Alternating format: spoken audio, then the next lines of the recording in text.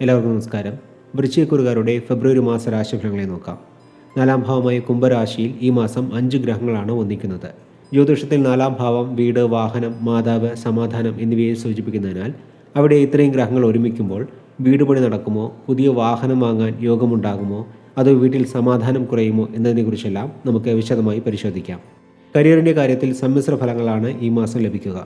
Real estate, construction, വാഹനം, interior designing എന്നീ മേഖലയിൽ പ്രവർത്തിക്കുന്നവർക്ക് സാമ്പത്തിക നേട്ടങ്ങളുണ്ടാകും. ചിലർക്ക് വീട്ടിലിരുന്ന് ജോലി ചെയ്യേണ്ട സാഹചര്യമോ അല്ലെങ്കിൽ ജോലി കാരണം വീട്ടിലിരിക്കാൻ സമയം കിട്ടാത്ത അവസ്ഥയോ ഉണ്ടാകും. വ്യാഴം അഷ്ടമരാശിയിൽ സഞ്ചരിക്കുന്നതിനാൽ വരവിനേക്കാൾ ചെലവ് അധികരിക്കും. എന്നാൽ 4-ാം ഭാവഗ്രഹങ്ങൾ കാരണം ആ ചെലവ് ഭൂമിയിലോ സ്വർണത്തിലോ വാഹനത്തിലോ ഉള്ള നിക്ഷേപമായി മാറാനും സാധ്യതയുണ്ട്. വീട് പണിക്ക് വേണ്ടിയുള്ള ലോണുകൾ പെട്ടെന്ന് പാസ്സായി കിട്ടാനും ഈ സമയം വളരെ അനുകൂലമാണ്.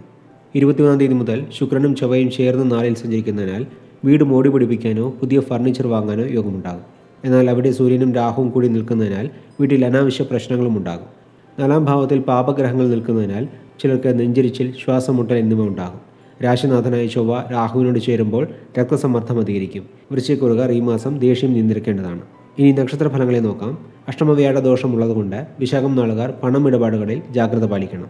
അനിഴം നാളുകാർക്ക് മക്കളുടെ കാര്യത്തിൽ ഉത്കണ്ഠ ഉണ്ടാകും. തൃക്കേട്ട നാൾ ജനിച്ചവരിൽ റിയൽ എസ്റ്റേറ്റ് രംഗത്തുള്ളവർക്ക് നേട്ടങ്ങളുണ്ടാകും. ചിലർക്ക് വീട് പണി തുടങ്ങാൻ സാധിക്കും. മൊത്തത്തിൽ നോക്കുമ്പോൾ 2026 ഫെബ്രുവരി മാസം വൃശ്ചികക്കുറുകാർ വീട്ടിലെ അംഗങ്ങളോട് ദേഷ്യപ്പെടാതിരിക്കുകയും ആരോഗ്യം ശ്രദ്ധിക്കുകയും ചെയ്താൽ ഈ മാസം ഗുണകരമാക്കാമെന്ന് പറഞ്ഞുകൊണ്ട് ഈ വീഡിയോ ഇവിടെ നിർത്തുന്നു. എല്ലാവർക്കും നന്ദി, നമസ്കാരം.